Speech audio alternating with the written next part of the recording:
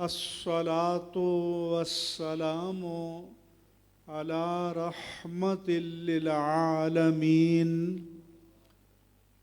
حبيبنا وحبيب رب العالمين خاتم الأنبياء والمرسلين إمام الأولين والآخرين سيد الرسل والنبيين سيدنا ومولانا ومأوانا وملجانا محمد وعلى آله الطيبين الطاهرين وعلى صحابته الصديقين الصادقين وعلى كل من تبعهم بإحسان إلى يوم الدين وبعد مناظر اہل سنت خطیب اہل سنت حضرت علامہ پیر سید مظفر شاہ صاحب دامت برکاتہم العالیہ موجودہ دور میں آپ پاسبان عقائد اہل سنت بھی ہیں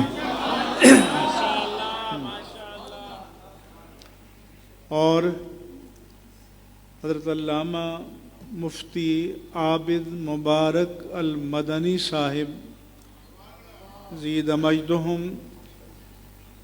حضرت علامہ مفتی رفیع الرحمن نورانی صاحب اور اس مجلس کے میزبان جناب محمد حنیف معرفانی صاحب اور اسٹیج پر موجود دیگر علماء کرام اور معززین کرام اور شاہ صاحب نے بتایا کہ آپ دور دور سے آئے ہوئے ہیں تو دین کی محبت میں اللہ اور اس کے رسول کی محبت میں دور دور سے آنے والے میرے عزیز دینی بھائیوں اور بہنوں، ابھی شاہ صاحب جو بیان فرما رہے تھے کہ قیصر روم نے جب ان کے پاس حضور کا پیغام گیا تو جاننے کے لیے، کیونکہ شام میں ویسے تو ہم قیصر روم کہتے ہیں کیونکہ روم کا جو عالم عرب میں اس وقت مرکز تھا وہ شام تھا، تو اس نے کہا کہ ان کے بارے میں جاننے کے لیے جو تجارتی قافلے حجاز سے آئے ہوئے ہیں ان کو بلاؤ تاکہ ہم ان کے بارے میں جانیں۔ تو یہ جو شاہ صاحب نے بتایا کہ ابو سفیان اس وقت تک اسلام نہیں لائے تھے، اس وقت تک وہ آپ کے دشمن تھے، اور ابو سفیان دربار میں گئے، حضور کی اس وقت محبت میں نہیں گئے تھے، مگر چونکہ قیصر نے کہا کہ جو ان کے جاننے والے ہیں، پھر یہ کہا کہ جو خاندانی اعتبار سے ان کے قریب ہو، تو ابو سفیان پیش ہوئے۔ اب یہ جو شہادتیں دیں کہ ان کی پیروی کرنے والے ایلیٹ کلاس نہیں ہے، سپر کلاس نہیں ہے، وڈیرے نہیں ہیں، کمزور لوگ ہیں، ضعفاء ہیں، اور یہ جو تعلیمات بتائیں تو یہ پوچھا کہ کبھی جس شخص نے نبوت کا دعویٰ کیا ہے جھوٹ بولا ہے؟ تو ابو سفیان بتاتے ہیں کہ میرے پاس ان کے خلاف بتانے کے لیے کوئی چیز نہیں تھی، لیکن ان عرب کو اپنا اتنا پاس تھا کہ دشمن ہوتے ہوئے بھی کوئی غلط بیانی نہ کر سکے، حضور کی محبت میں نہیں بلکہ اپنے اعتبار کو قائم رکھنے کے لیے۔ آج کل تو جو جتنا بڑا ہے اتنا ہی بڑا جھوٹ بولتا ہے۔ تو اس سے اس نے پوچھا کہ کبھی اس نے جھوٹ بولا ہے؟ تو ابو سفیان کہتے ہیں کہ یہ مخالف کی گواہی کہ جب تک میں آیا تھا تب تک تو کوئی جھوٹ میرے علم میں نہیں ہے، میرے پیچھے کوئی بول دیا ہو تو مجھے پتہ نہیں۔ اس کو کہتے ہیں والفضل ما شہدت بہل اعداء، کمال وہ ہے کہ جس کی گواہی دشمن دے۔ چونکہ مجھے بتایا گیا کہ خواتین بھی ہیں، تو میں آج کی مجلس میں سورہ بقرہ کے آخری رکوع کے بارے میں آپ کی خدمت میں چند گزارشات پیش کرتا ہوں۔ کچھ خواتین کی خدمت میں بھی عرض کروں گا، کیونکہ اس کے بارے میں حضور نے فرمایا کہ یہ اللہ نے مجھے عرش کے خزانوں کے نیچے عطا فرمائی ہی آیتیں، سورہ بقرہ کی آخری 2 آیتیں، اور یہ بھی فرمایا کہ رات کو سونے سے پہلے ان کو تلاوت کرنا چاہیے۔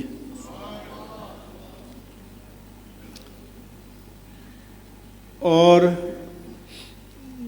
جن کو برے برے خواب آتے ہوں تو وہ رات کو سونے سے پہلے قل هو اللہ احد، قل اعوذ برب الفلق اور قل اعوذ برب الناس پڑھا کریں، اور اللہ توفیق دے تو سورہ کہف کا آخری رکوع پڑھا کریں۔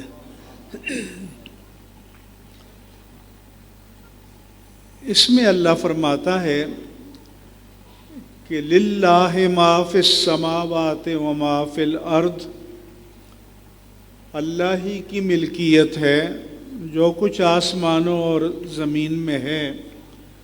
وَإِن تُبْدُوا مَا فِي أَنفُسِكُمْ أَوْ تُخْفُوهُ يُحَاسِبْكُمْ بِهِ اللَّهُ، تمہارے دلوں میں جو کچھ ہے تم ظاہر کرو یا چھپاؤ، اللہ تم سے حساب لے لے گا۔ فَيَغْفِرُ لِمَن يَشَاءُ وَيُعَذِّبُ مَن يَشَاءُ، پھر وہ جسے چاہے گا عذاب دے گا، جسے چاہے گا بخش دے گا۔ تو جب یہ آیت نازل ہوئی، ہم تو سبحان اللہ کہہ کر حق ادا کر دیتے ہیں نا، مگر وہ غور کرتے تھے۔ صحابہ ان آیات پر جو ان کے سامنے نازل ہوتی تھیں تو ان پر غور فرماتے تھے۔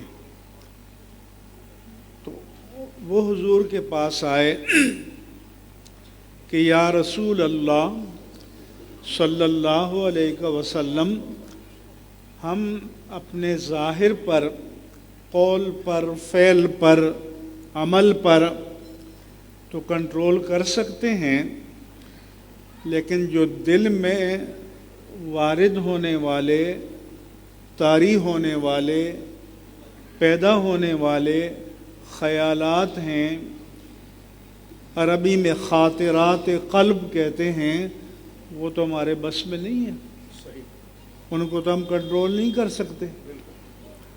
تو اگر ان کا حساب اللہ نے لینا شروع کر دیا تو پھر ہماری نجات تو ممکن نہیں ہے، اور ان پر کنٹرول یہ ہمارے بس میں نہیں ہے۔ تو صحابہ کرام پریشان ہوئے۔ پھر اللہ پاک نے ان کی تسلی کے لیے جو آخری آیت ہے یہ نازل فرمائے کہ لا یکلف اللہ نفسا الا وسعہا۔ اللہ تعالیٰ کسی متنفس کو، انسان کو کسی ایسی بات کی تکلیف نہیں دے گا کہ جس سے عہدہ برا ہونا اس کے بس میں نہ ہو، اس کا مکلف یا اکاؤنٹیبل یا جواب دہ نہیں بنائے گا۔ تو علماء نے بتایا، صحابہ کرام حضور کے پاس آئے کہ یا رسول اللہ صلی اللہ علیہ وسلم، ہمارے دل میں ایسے ایسے برے خیالات آتے ہیں، گندے خیالات آتے ہیں، یتعاظم احدنا ان نتکلم بہ، کہ ان پر عمل کرنا تو دور کی بات ہے، ہم آپ کے سامنے بیان کرنا بھی بہت بڑا گناہ سمجھتے ہیں۔ اور ایک حدیث میں ہے کہ لَأَنْ أَكُونَ حَمَمَةً مِنْ أَنْ أَتَكَلَّمَ بِهِ، کہ میں جل کر کوئلہ ہونا پسند کروں گا، لیکن ان خیالات کو آپ کے سامنے زبان پر لانے کی جسارت نہیں کر سکتا۔ تو ہمارا کیا بنے گا؟ تو کوئی اور آتا تو کہتا تمہارا تو بیڑا غرق ہو گیا۔ تو حضور نے فرمایا ان اللہ تجاوز عن الامتی الوساوس ما لم یتکلم به او یعمل۔ تو آپ نے صحابہ سے پوچھا او کذالک، کیا واقعی ایسا ہوتا ہے؟ اتنے برے خیالات ہیں؟ صحابہ نے عرض کیا کہ یا رسول اللہ ہوتا تو ایسا ہی ہے۔ میرے آقا نے فرمایا کہ ذالک صریح الایمان، یہ تمہارے ایمان کی دلیل ہے، یہ تمہارے ایمان کی دلیل ہے، کیونکہ وسوسے تو شیطان ڈالتا ہے، تو شیطان ایمان کا ڈاکو ہے، تو ڈاکو ڈاکہ وہاں ڈالتا ہے، چور نقب وہاں لگاتا ہے جہاں مال ملنے کی امید ہو۔ تو تمہارے اندر، تمہارے دل میں شیطان کا وسوسے پیدا کرنا اس بات کی دلیل ہے کہ تمہارے قلب میں ایمان کی دولت موجود ہے، لہذا اس پر پریشان ہونے کی ضرورت نہیں۔ تو ان اللہ تجاوز عن امتی، کہ اللہ تعالیٰ نے میری امت کے دلوں میں پیدا ہونے والے وسوسوں سے درگزر فرما لیا ہے، جب تک کہ ان کے بارے میں بات نہ کرے یا ان پر عمل نہ کرے۔ یہ میں اس لیے بتا رہا ہوں کہ بعض اوقات کچھ حضرات اچانک مسجد میں آتے ہیں، نماز پڑھنے لگ جاتے ہیں، خواتین بھی ہوگا، پھر غائب ہو جاتے ہیں۔ کہیں سامنا ہوا تو پوچھا کیا بات ہو، تو کہتے ہیں جی بس وہ نماز میں کھڑے ہوتے ہیں تو بڑے برے خیال آتے ہیں، تو ہم نے یہ سوچ کر نماز ہی چھوڑ دی ہے۔ تو حضور نے تو فرمایا کہ وسوسے آنا تمہارے ایمان کی دلیل ہے، اور اگر تم نے وسوسوں کے نتیجے میں نماز کو، ذکر و فکر کو چھوڑ دیا تو پھر تو شیطان کامیاب ہو گیا۔ اسی علماء نے فرمایا، علامہ ساوی مالکی نے فرمایا کہ اس کے 5 درجے ہیں۔ پہلا ہے حاجس، کہ کوئی خیال آیا اور چلا گیا، ختم۔ دوسرا ہے خاطر، کہ خیال آیا اور پھر آیا۔ تیسرا ہے حدیث نفس، کہ خیال بار بار آیا پھر آدمی اس کے بارے میں سوچنے لگا۔ چوتھا ہے ہم، میم کی تشدید کے ساتھ، کہ خیال آیا پھر آدمی سوچنے لگا اور پھر اس پر عمل کے بارے میں منصوبہ بندی کرنے لگا۔ لیکن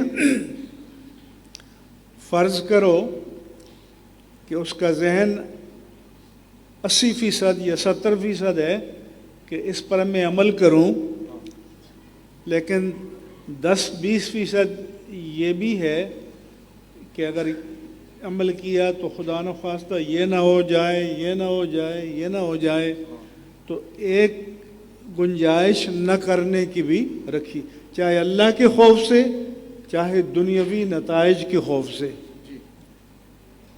اور 5واں درجہ یہ ہے کہ پکا ارادہ کر لیا، جس کو عزم کہتے ہیں، ڈٹرمینیشن، پختہ ارادہ کہ مجھے اس کام کو کرنا ہے۔ تو انہوں نے فرمایا کہ پہلے 4 درجے معاف ہیں، اور 5واں درجہ کہ جب پختہ ارادہ کر لو تو اس پر پھر اللہ کی بارگاہ میں حساب ہوگا۔ اس لیے ایک حدیث میں فرمایا، من ہم بحسنۃ ولم یعملھا فلہ اجر، کہ جس نے کسی نیک کام کا ارادہ کیا لیکن کر نہ پایا تو پھر بھی ایک نیکی ملے گی۔ یعنی گویا نیک کام کے بارے میں سوچنا بھی ایک نیکی ہے، اور اگر اس کے مطابق عمل بھی کر لیا تو 10 نیکیاں ملیں گی۔ دوسرا فرمایا کہ من ہم بسیئۃ ولم یعملھا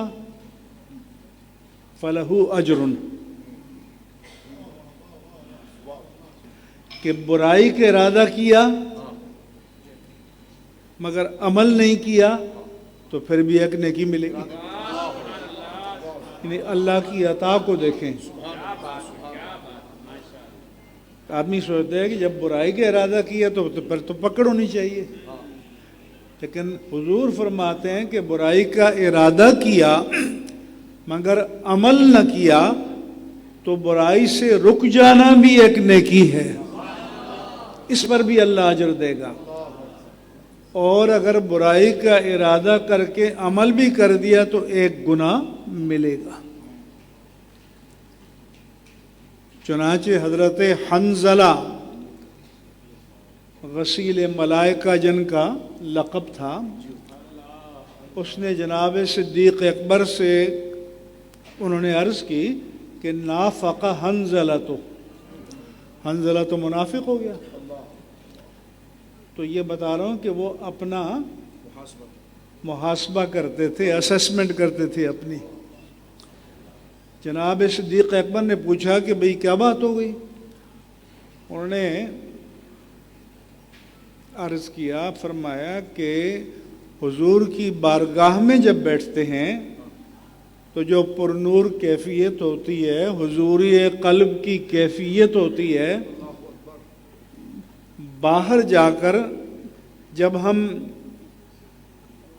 اہل و عیال میں فی الاہل والضیاعت اور کام کاج میں لگ جاتے ہیں تو وہ کیفیت باقی نہیں رہتی، اس درجے میں نہیں رہتی۔ تو وہ خود کے بارے میں کہتا ہے کہ حنظلہ تو منافق ہو گیا۔ جناب صدیق اکبر نے فرمایا کہ بھی کبھی ہمارے ساتھ بھی ایسا ہوتا ہے؟ تو حضور سے پوچھتے ہیں۔ حضور انور صلی اللہ علیہ وآلہ وسلم کے پاس گئے اور عرض کی کہ یا رسول اللہ یہ مسئلہ ہے۔ حضور نے فرمایا کہ وہ پرنور کیفیت جو میری مجلس میں تم پر طاری ہوتی ہے، حضوری قلب، پریزنس آف مائنڈ، اگر وہ کل وقتی ہو تو پھر تو صافحت کم الملائکۃ علی الفرش والطرق، بستروں پر آ کر، راستوں میں آ کر فرشتے تم سے مصافحہ کریں۔ لیکن میرے آقا نے فرمایا کہ کوئی بات نہیں، کبھی وہ کیفیت ہوتی ہے، کبھی یہ کیفیت ہوتی ہے۔ اس لیے صحابہ اپنے قلب کی کیفیات کا بھی جائزہ لیتے تھے۔ ایک صحابی نے عرض کیا کہ یا رسول اللہ، میں نے ایمان کی حقیقت کو پا لیا۔ حضور نے فرمایا کہ کیف وجدت، کیسے پا لیا؟ انہوں نے کہا کہ میرے لیے سونے کی ڈلی اور مٹی کا ڈھیلا برابر ہے۔ کیا بات، کیا بات، واہ واہ واہ، کیا بات، کیا بات، سبحان اللہ۔ سمجھ آ رہی ہے؟ میرے لیے سونے کی ڈلی اور مٹی کا ڈھیلا برابر ہے۔ مطلب ہے کہ سونا بھی ہو تو ضرورت کی حد تک ہی تعلق ہے۔ ہم دولت کے پرستار نہیں ہوتے۔ جیسے حدیث میں ہے کہ تائس عبد الدرہم و عبد الدینار، درہم و دینار کا بندہ ہلاک ہو گیا۔ اور ایک اور صحابی سے نے یہ بتایا تو حضور نے فرمایا کہ کیف وجدت، کیسے معلوم تمہیں؟ انہوں نے کہا کہ یا رسول اللہ صلی اللہ علیہ وسلم، جب آپ ہمارے سامنے جنت کی نعمتوں کو بیان کرتے ہیں تو ہمیں لگتا ہے کہ جنت کے پھلوں کے خوشے ہمارے سامنے ہیں۔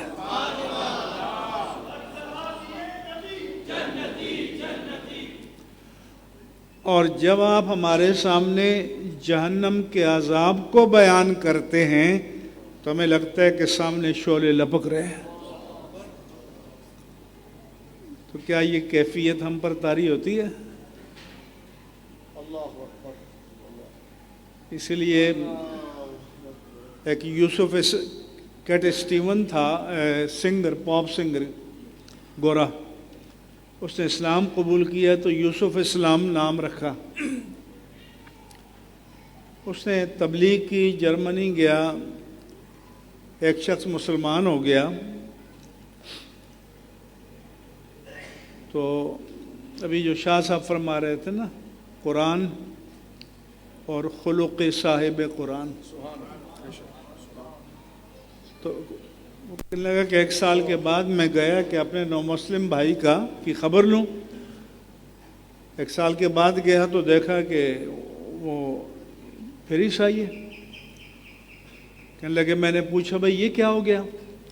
تو انہوں نے کہا کہ کیٹ، تم نے قرآن اور سیرت صاحب قرآن پیش کی تھی، اس کو پڑھ کر میں مسلمان ہو گیا تھا، لیکن جب چلتے پھرتے مسلمان کو دیکھا تو پلٹ کر عیسائی ہو گیا۔ سمجھ آ رہی ہے بات نہیں؟ تو ہم اسلام کا اشتہار ہیں۔ میں اسلامی یونیورسٹی باولپور گیا تھا، وہاں کے ڈویژن کے خطبہ، بڑا اجتماع تھا، وی سی، تمام ڈین، پروفیسر۔ تو میں نے ان کے سامنے کہا، خطباء ملت کے سامنے، کہ میں نے ایک ایڈورٹائزمنٹ بنانے والے ایکسپرٹ سے پوچھا کہ آپ جب کسی پروڈکٹ کا آڈیو ویژول اشتہار بناتے ہیں تو آپ کی سائنس کیا ہوتی ہے؟ آپ کی کس سوچ سے بناتے ہیں؟ انہوں نے کہا کہ ہماری سائنس یہ ہوتی ہے کہ اشتہار پروڈکٹ کا ایسا ہو کہ جو سنے یا دیکھے وہ سمجھے اگر میں خریدوں گا نہیں تو نقصان میں رہ جاؤں گا۔ تو میں نے کہا کہ ہم بھی اسلام کے مارکیٹنگ ایجنٹ ہیں، کیا ہم نے آج کی دنیا کے سامنے اسلام کو ایسا پیش کیا ہے کہ اگر تم اس کو قبول نہیں کرو گے تو نقصان میں رہ جاؤ گے؟ کیوں؟ کہ اسلام کسی ماڈل کا نام نہیں ہے، کسی مجسمے کا نام نہیں ہے کہ مالفانی صاحب یہاں بنا کے رکھ لیں کمرے میں خوبصورت سا، یا کسی مسجد میں رکھ لیں، مدرسے میں، اور کوئی آئے جاننا چاہے اسلام کیسا ہے تو آپ کہہ دیں یہ ماڈل ہے۔ جی اسلام میرے اور آپ کے وجود کے ساتھ قائم ہے۔ جیسے ہماری نماز ہمارے وجود کے ساتھ ہے، ہماری نمازوں کا ہمارے وجود سے الگ کوئی وجود نہیں ہے، اسلام کا بھی مسلمان کے وجود سے الگ وجود نہیں ہے۔ تو اگر ہمارے دامن پر داغ ہوں گے، دھبے ہوں گے، جھول ہوگا، تو دشمن اس کو اسلام کی طرف منسوب کرے گا کہ اسلام ایسا ہوتا ہے۔ حالانکہ قصور اسلام کا نہیں، ہمارا۔ تو آج دنیا میں ہم اسلام کا اشتہار ہیں، لیکن سوچیں ہم اچھا اشتہار ہیں یا برا اشتہار ہیں۔ اس لیے جب اللہ نے ایک تو یہ فرمایا، تو میں یہ کہتا ہوں کہ وسوسے آ جائیں، برے خیالات آ جائیں تو جھٹک دینا چاہیے، اور اسی طرح اگر برا خواب آ جائے تو ہماری بہنوں کو اگر خواب آ گیا ہے تو ان کو چین نہیں آتا۔ ایک مفتی صاحب کو فون کریں گے، کوئی تعبیر بتائیے، پھر چین نہیں آئے گا تو شاہ صاحب کو کریں گے، اگلے دن دوسرے صاحب کو کریں گے، جب تک کہ وہ یہ نہ کہہ دیں کہ بھی ایک کالا بکرا لے آؤ یا فلاں چیز لے آؤ، یہ ذبح کر دیں تو پھر ہو جائے گا۔ جبکہ اللہ کے رسول نے فرمایا کہ تمہیں برا خواب آئے، جو ہی اٹھو، لا حول ولا قوت الا باللہ، یعوذ باللہ من الشیطان الرجیم پڑھ کر بائیں جانب تھوک دو، خشک جیسے تھوکتے ہیں، بات ختم ہو گئی۔ لیکن یہ پلے باندھ لیں گے اس کو۔ تو میں کہتا ہوں کہ جب آپ کو اللہ کے رسول کے فرمان پر یقین نہیں ہے تو کس پر یقین ہوگا؟ عامل پر۔ اس لیے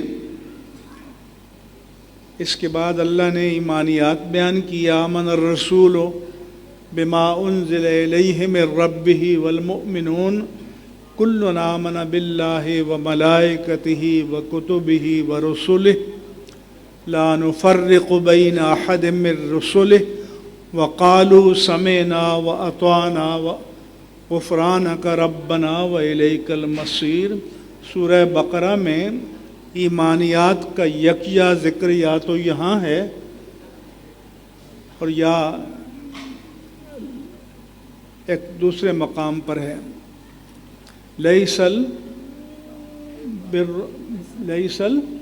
بران تولوا وجوہکم قبل المشرق والمغرب ولکن البر من آمن باللہ.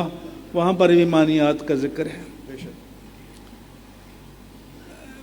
پھر اللہ نے فرمایا کہ مجھ سے دعا مانگو. لا یکلف اللہ نفسا الا وسعها، کہ اللہ کسی متنفس کو اس کی طاقت سے بڑھ کر تکلیف نہیں دیتا. لہا ما کسبت وعلیہا ما اکتسبت، اس کو نیک کام کی جزا ملے گی اور برے کام کی سزا ملے گی. اور ربنا لا تؤاخذنا ان نسینا او اخطانا. اللہ خود فرماتا ہے، یعنی ایک درخواست کا مضمون اللہ تعالیٰ خود دیتا ہے کہ یہ اپلیکیشن کا مضمون ہے، یہ میری بارگاہ میں دائر کر دو. تو آپ مجھے بتائیں کہ اگر ایک رسپیکٹیبل آدمی، خواہ معرفانی صاحب ہی کیوں نہ ہو، اگر یہاں ہمارے سامنے ایک سے کہے کہ تم بھئی درخواست لکھ دو، جو لکھو گے میں قبول کر لوں گا، تو اتنے لوگوں کے سامنے یہ ریجیکٹ نہیں کریں گے کہ میری عزت کا سوال ہے. واہ واہ واہ. تو آپ یہ بتائیں کہ جب اللہ خود دعوت دے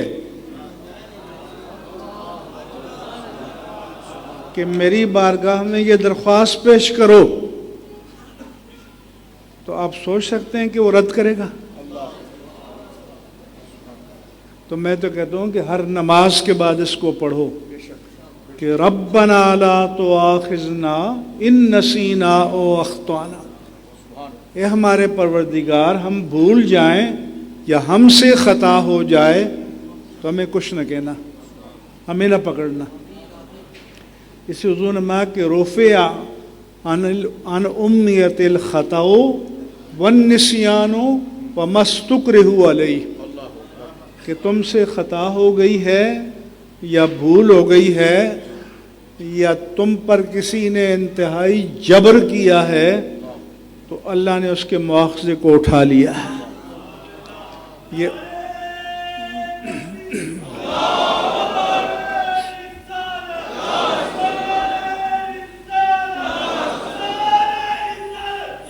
یہ اس امت پر احسان ہے رب کریم کا. نماز روزے میں تو فرمایا کہ اگر بھول کر کوئی کھا پی لے تو نہ صرف یہ کہ روزہ نہیں ٹوٹتا، بلکہ فرمایا کہ یہ وہ کھانا اور پینا ہے جو رب نے کھلایا اور پلایا. یعنی بندہ اس کا قانون توڑ رہا ہے، لیکن بھولے سے تو اللہ فرماتا ہے کہ یہ سمجھو کہ یہ میں نے تمہیں کھلایا اور میں نے تمہیں پلایا. شرط یہ ہے کہ جیسے ہی یاد آئے، نہ پانی کا قطرہ اندر جائے، نہ منہ میں کچھ ہے تو اس کو بھی نکالنا پڑے گا. نماز میں بھول ہو جائے تو تلافی کے لیے سجدہ ساو رکھا ہے، اور خطا پر اخروی مواخذہ معاف ہے، دنیاوی اعتبار سے بعض احکام مرتب ہوں گے. پھر اللہ نے فرمایا کہ مجھ سے مانگو کہ ربنا ولا تحمل علینا اصرا کما حملتہ علی الذین من قبلنا، کہ ہمارے پروردگار جو احکام کا بوجھ تو نے پچھلی امتوں پر ڈالا تھا ہم پر نہ ڈالنا. اللہ خود فرماتا ہے کہ مجھ سے مانگو. انہوں نے گناہ کیا، بچڑے کی پوجا کی، تو ان پر تاریکی مسلط کر دی گئی کہ فَاقْتُلُوا أَنفُسَكُمْ وَتُوبُوا إِلَىٰ بَارِئِكُمْ، کہ اپنے رب کی بارگاہ میں توبہ کرنے کے لیے ایک دوسرے کی گردنیں اڑاؤ. تاریکی مسلط ہو گئی، ایک دوسرے کی گردنیں کاٹتے رہے، ایک روایت میں 40,000 اور ایک روایت میں 70,000 قتل ہو گئے، تو تب جا کر توبہ قبول ہوئی۔ اور یہاں آپ خلوت میں بیٹھ کے اپنے رب سے معافی مانگ لیں، وہ معاف کر دیتا ہے۔ توبۃ السر بالسر والعلانیۃ بالعلانیہ، اگر کسی کے سامنے گناہ نہیں کیا تو خلوت میں اللہ سے معافی مانگ لو، ہاں اگر علانیہ گناہ کیا ہے تو علانیہ معافی مانگ لو۔ یہ رعایت اس امت کے لیے اللہ تبارک و تعالیٰ نے فرمائی، کیونکہ اگر کپڑے پر ناپاکی لگ جاتی تو انہیں وہ کپڑا کاٹ کے پھینکنا پڑتا تھا۔ بعض روایات میں ہے کہ اگر رات کو جرم کرتے تو دروازے پر صبح اشتہار لکھا ہوتا۔ حدیث میں ہے کہ فضلت علی الانبیاء بست، مجھے دیگر انبیاء پر 6 چیزوں میں فضیلت دی گئی ہے، ان میں سے ایک ہے کہ احلت لی الغنائم لم تحل لأحد قبلی، میرے لیے غنیمت کے مال کو، صدقات کے مال کو میری امت کے لیے حلال کر دیا گیا ہے، پچھلی امتوں کے لیے حلال نہیں تھا۔ ان کو صدقے کا مال لا کر، قربانی لا کر میدان میں رکھنی ہوتی تھی، اور آسمان سے آگ آتی اور اسے جلا ڈالتی، اور اگر کسی کی قربانی کو آسمان سے آگ آ کر نہ جلاتی تو یہ اشتہار تھا کہ قربانی رد ہو گئی۔ آپ مجھے بتائیں کہ 25-25 لاکھ کی قربانی جو سوشل میڈیا پر، ٹی وی پر تشہیر کرتے ہیں، 30-30 لاکھ کی قربانیاں، کسی کو پتہ ہے کہ 25-30 لاکھ والے کی قبول ہوئی یا 10,000 والے کی؟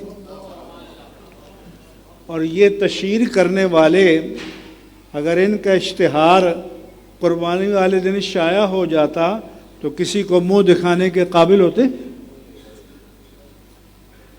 تو پھر اللہ سے دعا مانگو کہ یا اللہ اپنے حبیب کریم کے صدقے میں جس طرح تو نے اس دنیا میں ہمارے عیبوں پر پردہ ڈال دیا، قیامت میں بھی ہمارے عیوب پر پردہ ڈالنا۔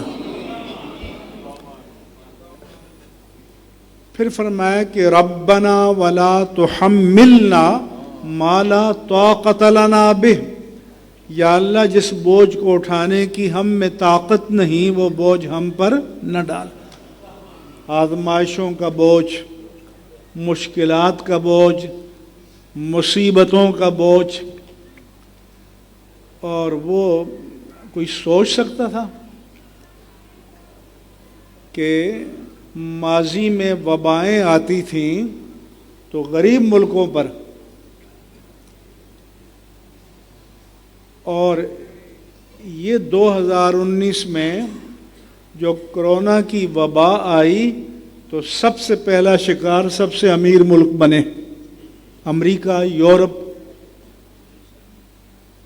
تو ان کی سائنس، ان کی ٹیکنالوجی، ان کا علم، ایک وائرس کہ جس کو خوردبین میں 100 گنا یا 300-400 گنا بڑھا کر دیکھا جا سکتا ہے ورنہ نہیں، اس نے ان کی سائنس کو شکست دی۔ تو اللہ کی آزمائشیں تو بے تحاشا ہیں۔ تو اللہ فرماتا ہے کہ مجھ سے مانگو کہ اے پروردگار ہمیں اس آزمائش، ہم پر وہ بوجھ نہ ڈال جس کے اٹھانے کی ہم میں طاقت نہیں ہے، خواہ وہ بیماری کا بوجھ ہو، تنگی رزق کا ہو، تنگی حالات کا ہو، دشمن کا ہو، قرض کا بوجھ ہو، کیونکہ حدیث میں حضور نے فرمایا کہ اللہم انا نعوذ بک من الفقر والکفر، فقر کو کفر کے ساتھ شامل کیا آپ نے۔ پھر فرمایا کہ واعف عنا واغفر لنا، ترجمہ ہے کہ ہمیں معاف کر دے اور ہمیں بخش دے، لیکن عفو کے معنی ہوتے ہیں مٹانا، عفو کے معنی اور غفر کے معنی چھپانا۔ اس کی مثال ایسی ہے کہ آپ کی فائل کہیں پھنسی ہو اور اس پر ریمارکس بڑے ایڈورس ہوں، تو آپ جاتے ہیں کہ بھئی کوئی مدد کرو، اور اندر کا کوئی بندہ ملے اور آپ سے کہے کہ میں ان پیپر کو آپ کی فائل سے نکال دوں گا، یا ان کو میں چھپا دوں گا فائل کو آپ کی، تو آپ خوش ہو جائیں گے۔ تو اللہ فرماتا ہے کہ میں تمہارے گناہوں کو مٹا بھی دوں گا اور تمہارے گناہوں کو چھپا بھی دوں گا،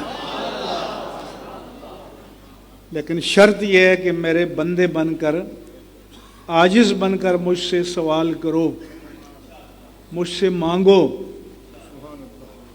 اور مٹانا بھی کم بات ہے، چھپانا بھی کم بات ہے۔ سورہ فرقان میں شرک، قتل ناحق، بدکاری، ان سب کا ذکر کرنے کے بعد فرمایا کہ یضاعف لہ العذاب یوم القیامہ ویخلد فیہ مہانا، ان کا عذاب جو ہے ملٹیپل ہوتا جائے گا، ہمیشہ جہنم میں رہے گا، الا من تاب، مگر جو توبہ کر لے، وہ آمنا، اور ایمان لے آئے، وہ عامل عملا صالحا، اور نیک کام کرے، فَأُولَٰئِكَ يُبَدِّلُ اللَّهُ سَيِّئَاتِهِمْ حَسَنَاتٍ، فرمایا کہ معاف کرنا تو معمولی بات ہے، میں تمہیں ان گناہوں کے بدلے میں نیکی عطا فرما دوں گا۔ مگر کب؟ جب آپ خود توبہ کریں، اور اگر توبہ کرنے کے لیے بھی آپ ایک بندہ کرائے پہ لا کے بٹھا دیں، ایک ناتخواں بٹھا دیں اسٹوڈیوز میں یا اسٹیج پر، اور وہ کہ میری توبہ قبول ہو، میری توبہ قبول ہو، اور آپ یہ بیگمات جو ہیں اس وقت دو پٹا سر پہ ڈال دیتی ہیں، سمجھتے ہیں کہ انہوں نے ہم سب کی توبہ کر لی۔ اللہ فرماتا ہے کہ خود توبہ کرو۔ آپ کہتے ہیں ہمارے پاس نوٹ ہیں، بندے کو بلائیں گے وہ کر کے چلا جائے گا، بالکل ایسے یہی ہو رہا ہے نا۔ یہ کون سی توبہ ہے بھائی؟ توبہ باہر سے امپوز نہیں ہوتی، توبہ اندر سے جنریٹ ہوتی ہے۔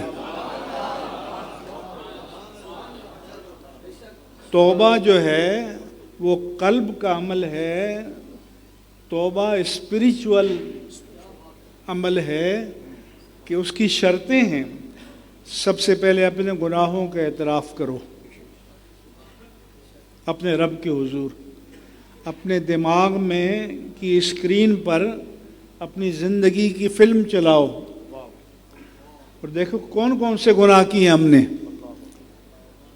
پہلے اعتراف کرو، کنفیشن جس کو قانون کی زبان میں کہتے ہیں، اعتراف جرم۔ اس کے بعد اللہ کے ہاں نادم ہو جاؤ، شرمندہ۔ انما التوبۃ الندامہ، ندامت توبہ ہے۔ پھر اس کے بعد تیسرا شرط ہے معافی مانگو۔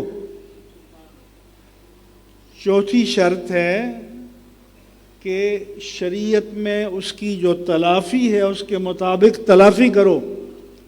نمازیں چھوٹ گئی ہیں تو قضا پڑھو، زکوٰۃ ماضی کے سالوں کی نہیں دی تو دو، روزے چھوٹ گئے تو رکھو، پھر عہد کرو کہ آئندہ نافرمانی نہیں کریں گے۔ چھٹی یہ ہے کہ اس عہد پر پورا اترنا بھی آسان نہیں ہے، اس سے توفیق طلب کرو کہ یا اللہ مجھے اس عہد پر قائم رہنے کی توفیق عطا فرما۔ توبہ کا لفظ ضروری بھی نہیں ہے۔ امام اہل سنت نے لکھا لفظ توبہ نہ کافی نہ ضروری، یعنی جب تک آپ اس روحانی اور قلبی عمل سے گزرے نہیں ہیں میری توبہ توبہ کہہ دیں تو یہ کافی نہیں ہے، اور اس قلبی عمل سے گزر گئے ہیں تو لفظ توبہ کہنا ضروری بھی نہیں ہے۔ اس لیے فرمایا کہ انما التوبۃ علی اللہ للذین یعملون السوء بجہالہ، کہ اللہ نے ان لوگوں کی توبہ قبول کرنا اپنے ذمہ کرم پر لے رکھا ہے جو نادانی میں غلطی کر بیٹھتے ہیں، ثم یتوبون من قریب، جلد ہی یاد آنے پر توبہ کر لیتے ہیں۔ وَلَيْسَتِ التَّوْبَةُ لِلَّذِينَ يَعْمَلُونَ السَّيِّئَاتِ، ان لوگوں کی توبہ اللہ نے اپنے ذمے نہیں لی جو گناہ کرتے چلے جاتے ہیں، حَتَّى إِذَا حَضَرَ أَحَدَهُمُ الْمَوْتُ، جب موت سر پہ آ گئی اور فرشتے نظر آنے لگے، قال انی تبت الآن، کہ اب میں توبہ کرتا ہوں۔ فرمایا کہ ان کی نہیں ہے، اس لیے فرمایا کہ سکرات موت سے پہلے توبہ کرو۔ وَلَلَّذِينَ يَمُوتُونَ وَهُمْ كُفَّارٌ، ان کی بھی نہیں ہے جن کی توبہ کفر پر ہوئی۔ تو اس لیے اللہ سے رجوع کرو، اللہ سے توبہ کرو، کرائے کا توبہ کرنے والا بلا کر نہیں، خود توبہ کرو۔ یہ خواتین سے خاص طور پر کہتا ہوں۔ دوسری بات یہ ہے، آخری بات، کہ استخارہ کرنے کا حکم ہے۔ استخارہ کے لفظی معنی ہیں کہ کوئی معاملہ بندے کو درپیش ہے، وہ حرام نہیں ہے، حرام میں استخارہ بھی حرام ہے، اور فرض میں بھی استخارے کی ضرورت نہیں ہے، واجب میں بھی نہیں ہے، سنت میں بھی نہیں ہے، مباح امر میں ہے کہ کریں تو بھی ٹھیک ہے، نہ کریں تو بھی ٹھیک ہے۔ جیسے بچے یا بچی کی شادی فلان جگہ کریں یا نہ کریں، یا اپنی شادی کریں یا نہ کریں، فلان جگہ مکان خریدیں یا نہ خریدیں، فلاں کے ساتھ پارٹنرشپ کریں یا نہ کریں، دو آفرز آئی ہیں کون سی قبول کریں، ایسے معاملات میں۔ تو اب ایسے میں بھی میں ایک مرتبہ گیا شہر شاہ، تو ہر بورڈ پر پول پر بورڈ ہے کہ استخارہ کرا لیجئے، نمبر لے کے 500 روپے فیس دیں۔ تو اللہ نے یہ نہیں فرمایا کہ بھئی کرائے کا بندہ ڈھونڈو،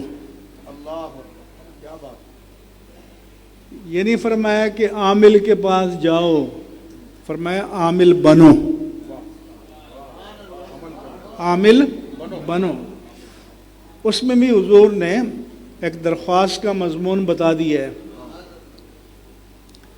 کہ ہو سکے تو 2 رکعت نفل پڑھ لو، پھر یہ درخواست دائر کرو اللہ کی بارگاہ میں، اللہم انی استخیرک بعلمک واسألک من فضلک العظیم، میں تیرے علم سے رہنمائی چاہتا ہوں، خیر کا تعین چاہتا ہوں، تیرے فضل عظیم سے سوال کرتا ہوں یا کرتی ہوں۔ اللہم ان کنت تعلم ان ھذا الامر خیر لی فی دینی و معاشی و عاقبت امری و عاجلہ و آجلہ، اللہ اگر تو جانتا ہے کہ یہ معاملہ جو مجھے درپیش ہے میرے دین کے لیے، میرے معاش کے لیے، میرے انجام کار کے لیے، فوری فائدے کے لیے، دیرپا فائدے کے لیے بہتر ہے، تو فقدرہ لی، اسے میرے لیے مقدر فرما دے، ثم یسرہ لی، پھر اس میں آسانی عطا فرما، ثم بارک لی فی، پھر اس میں برکتیں عطا فرما۔ اور اگر تو جانتا ہے کہ یہ معاملہ جو مجھے درپیش ہے میرے دین کے لیے، میرے معاش کے لیے، میرے فوری فائدے کے لیے، میرے دیرپا فائدے کے لیے، میری عاقبت کے لیے برا ہے، تو اسے مجھ سے دور کر دے اور مجھے اس سے دور کر دے۔ ثم قدر لی الخیر حیث کان، اس کے بدلے میں جہاں میرے لیے خیر ہے وہ مقدر فرما دے۔ ثم ردنی بہ، اور میری طبیعت کو اس پر راضی کر دے۔ اب اگر ہم ان بہنوں سے کہیں کہ آپ اللہ کی بارگاہ میں درخواست دائر کر دیں تو وہ کہتی ہیں پیسہ بہت ہے. تو درخواست دائر کرنے کے بندے کو عاجز بننا پڑتا ہے کہ میں عاجز ہوں، بے کس ہوں، کمزور ہوں، میں فیصلہ نہیں کر پا رہا یا نہیں کر پا رہی، اے اللہ معاملہ تیرے سپرد کرتے ہیں. تو آج بندہ اس کے لیے بھی تیار نہیں ہے. تو میں آپ سے پوچھتا ہوں، اگر آپ اپنے لیے اپنی درخواست 1 دن 2 دن 3 دن 5 دن اللہ کے سامنے پیش نہیں کر سکتے تو جو 500 بندوں سے پرچیاں لیتا ہے تو کیا وہ ساری رات تمہارے لیے تڑپتا ہوگا؟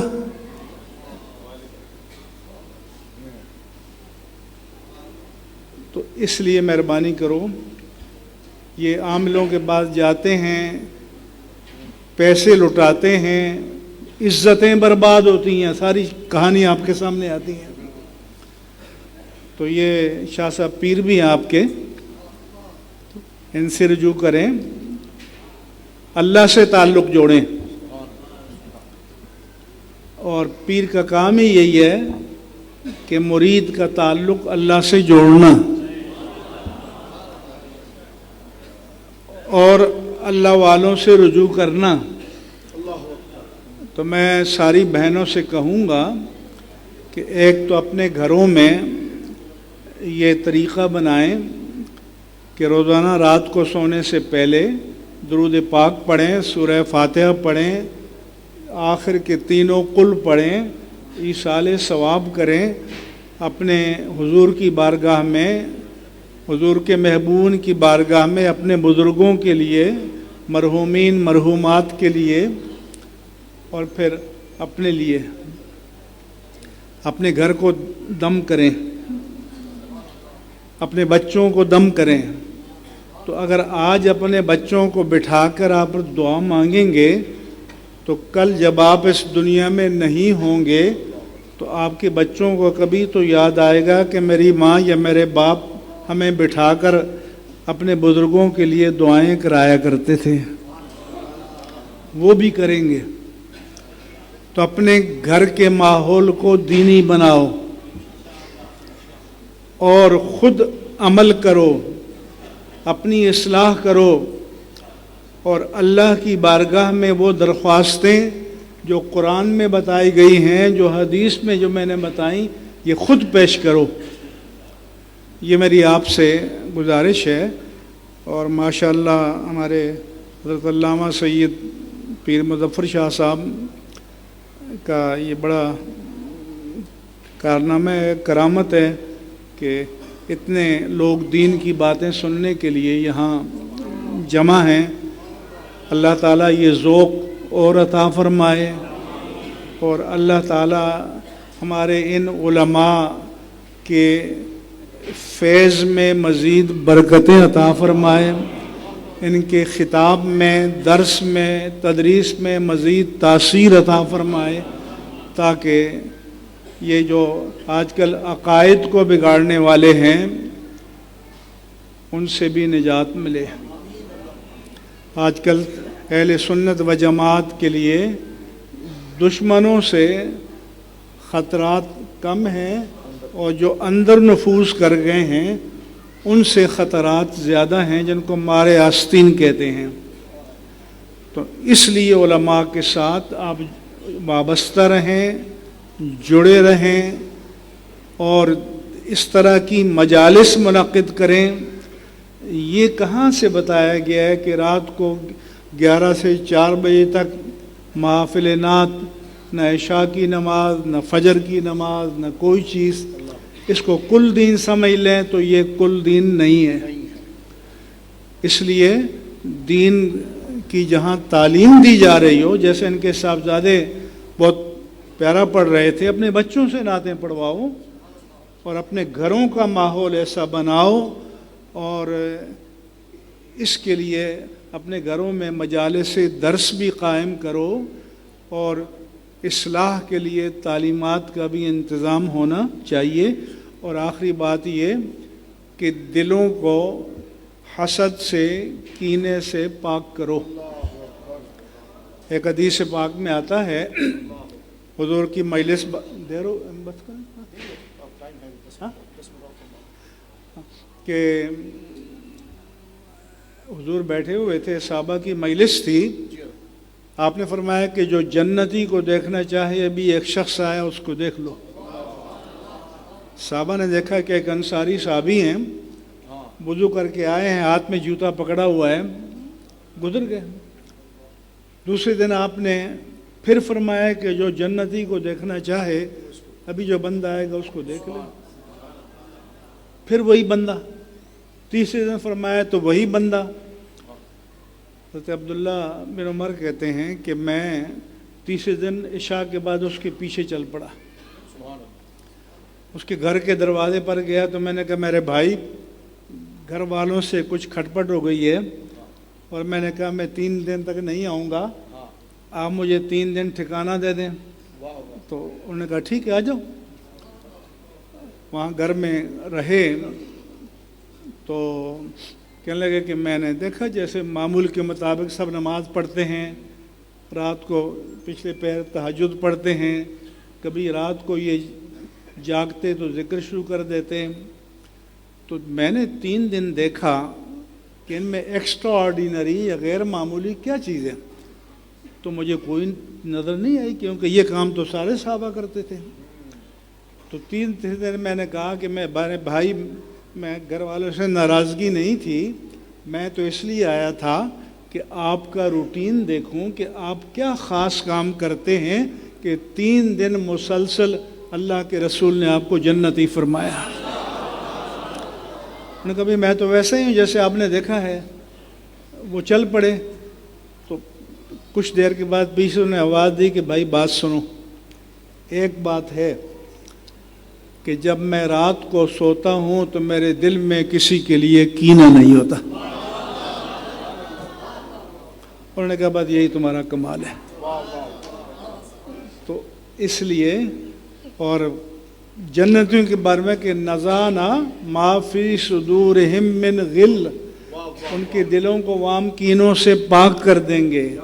تو اس لیے دل کو حسد سے کینے سے بھی پاک کرو تو دعا میں تاثیر ہوگی، قلب میں نور پیدا ہوگا۔ وما علی الا البلاغ المبین۔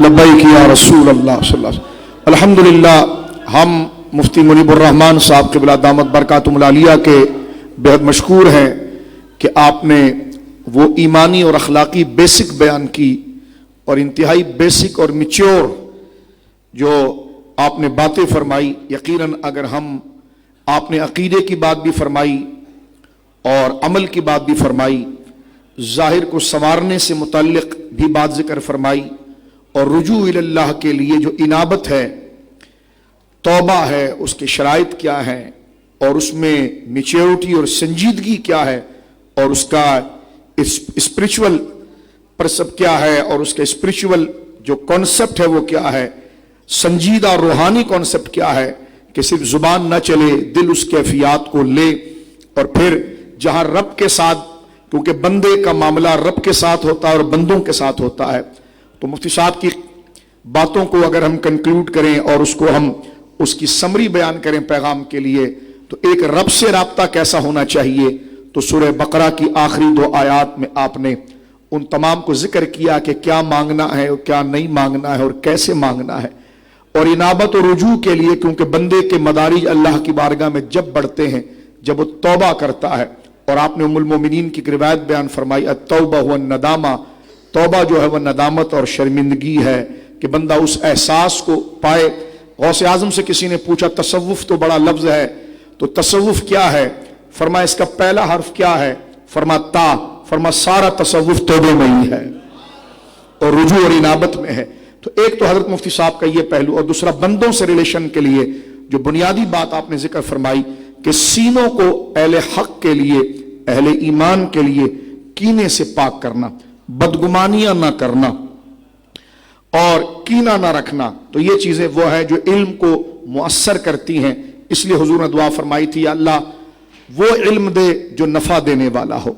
अल्लाहुम्मा इन्ना नऊज़ु बिका मिन इल्मिन ला यनफ़उ, मुझे वो इल्म न दे कि जिसमें नफा ना हो।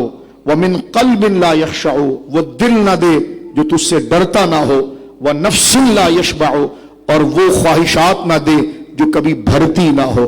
तो ये दोनों पहलू यहां पर मौजूद है। और मैं आखिर में ये बात अर्ज कर देना चाहता हूं कि कुरान करीम ने जिक्र किया है कि उलमा रब्बानीयीन का वजूद कैसा है। तो अल्लाह फरमाता है कि वलौला दफ़उन नासा बादहुम बिबादिन, अगर अल्लाह अच्छों यानी उलमा और पारसा लोगों को लाकर फसाद और शरीरों को दूर ना करता उनके जरिए, तो लफसदतिल अर्दु, तो जमीन में फसाद हो जाता। वलाकिन अल्लाह ज़ू फ़ज़लिन अलल आलमीन, लेकिन अल्लाह जो है ज़ू फ़ज़लिन अलल आलमीन, अब तमाम आलमीन पर फजल करने वाला है।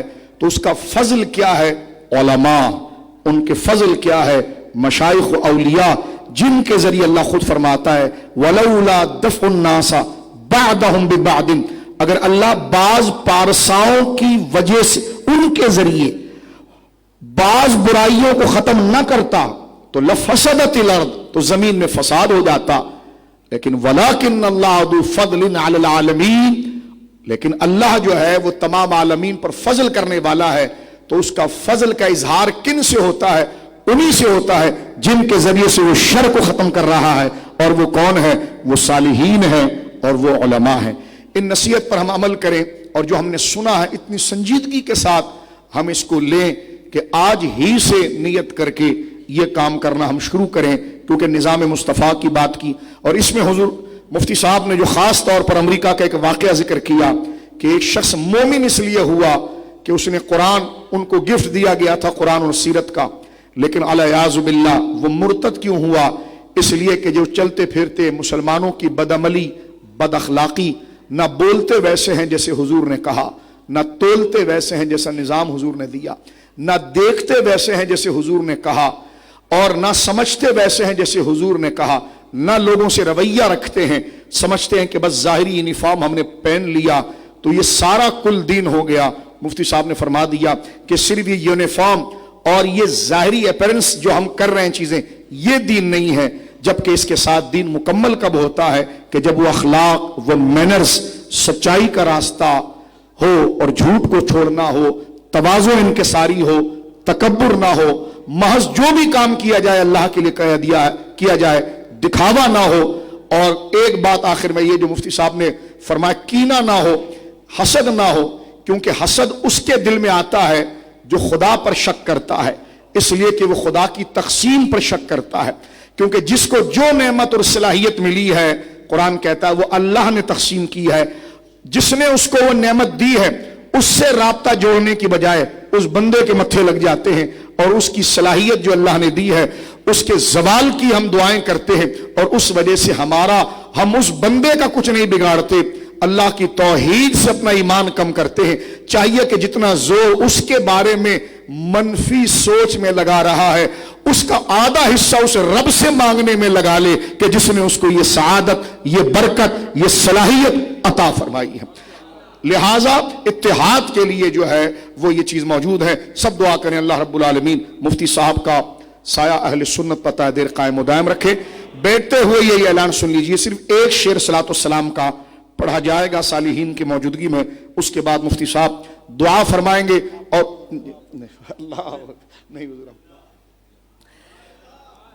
तो और उसके बाद इंशाअल्लाह अज़ीज़ महदर ताम न्याज शरीफ जो 4 यार पंचतन पाक और अगवास व ख्वाजगान की जो न्याज है इंशाअल्लाह वो पेश की जाएगी। अखलाक और अमल का दर्स हमने सुना है तो इंतहाई तहजीब के साथ, अहसन तरीके से और ईसार के साथ, यानी दूसरे को जगह देना, ये नहीं कि दूसरे के ऊपर हावी हो जाना, ये तरीक़ेकार ना हो, बल्कि जो हमने सुना है इस पर अमल के लिए अभी हमारा रवैया सामने आएगा। तो एक शेर सलातो सलाम का होगा इंतहाई संजीदगी के साथ। जिस नबी मुकर्रम की प्यारी प्यारी बातें सुनी हैं, आइए फिर उस नबी पाक पर हम दुरूद पढ़ें जिन पर दुरूद पढ़ने से खैर ही खैर है और कमाल ही कमाल है। मुस्तफ़ा जाने रहमत लाखों सलाम شمع نظم ہدایت پہلا کاش میں غشے میں جہاں ان کی آمد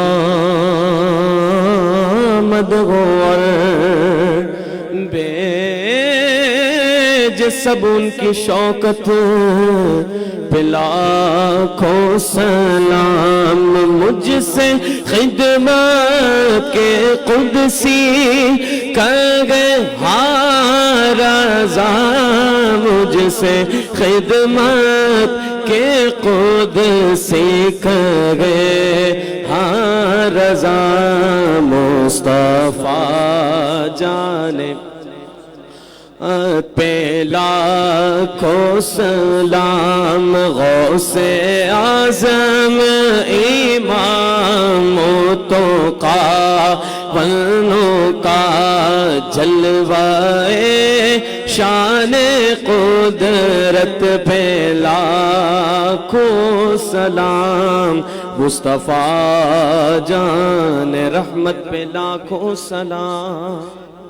تسلی سے بیٹھ جائیے اور سکون سے دعا کریں۔ دعا کا جو طریقہ بھی مفتی صاحب نے ذکر کیا ہے اس سے اپنی روحوں کو تازہ کر لیں آپ۔ یہ سادات، یہ کرسیاں جو اوپر رکھی ہوئی تھی، نہیں یہ کرسیاں لے اوپر جلدی سے۔ احمد شاہ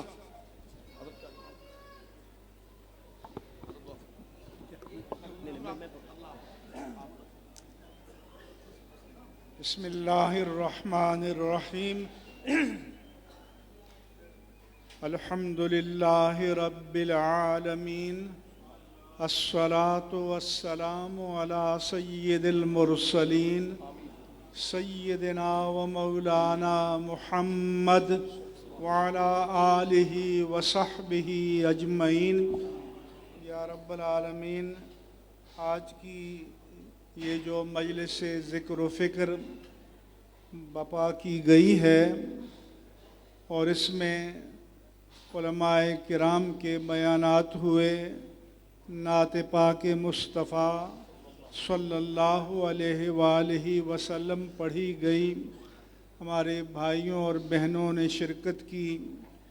یا رب العالمین، اور جو بھی تورک کا اہتمام کیا، یا اللہ ان سب سعادات کو، عبادات کو، حسنات کو، صالحات کو اپنی بارگاہ عالی میں مقبول و ماجور فرما۔